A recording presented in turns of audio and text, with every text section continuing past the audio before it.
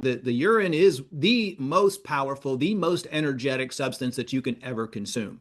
Okay, that was proven in India last year when they took a liter of someone's urine and it produced 6.4 kilowatts of electricity, and it ran a medium-sized home for half a day.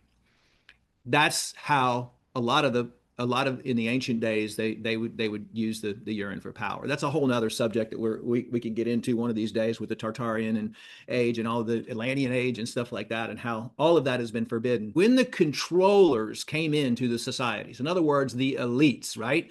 The kings and queens and the elite classes that were ruling over different societies, when they wanted to have control over their people, right? Every single ruler's, not everyone, there were times where it was nice and peaceful, but when individuals started to turn negative and wanted to have full control over their people and control the body, the mind, and the soul of their people, they took this information that we're giving you and they kept it secret. It was only reserved for the elite.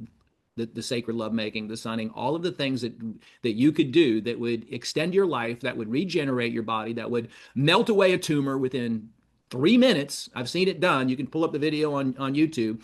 These were Tenshin Nagong, special types of techniques that were only reserved for the elite. The point I'm trying to make is you already like, why would anyone go get a shot of some synthetic vaccine in their body? You already have the vaccine. Anytime you come in contact with a pathogen, a disease-causing agent, your body immediately starts producing that antibody. And guess where it goes? It goes out through your urine. So you're literally peeing out your antibiotic. You're peeing out your antivirals. You're peeing everything out, and you're running to a doctor and getting some sort of synthetic antibiotic or some sort of synthetic antiviral, which is causing damage to your liver and everything else, and not trusting in your own body's ability to fight off any type of pathogens, which it does through fever. They know that if they get bit by a poisonous snake, they need to start drinking their own urine as soon as possible. Usually within 15 seconds, your body's going to produce the antivenoms. And what are we dealing with now that Dr. Artis has been talking about? We're dealing with venoms. We're dealing with genetically modified yeast producing spike protein venomous compounds in the body.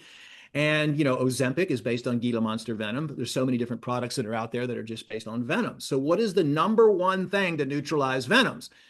Your own urine.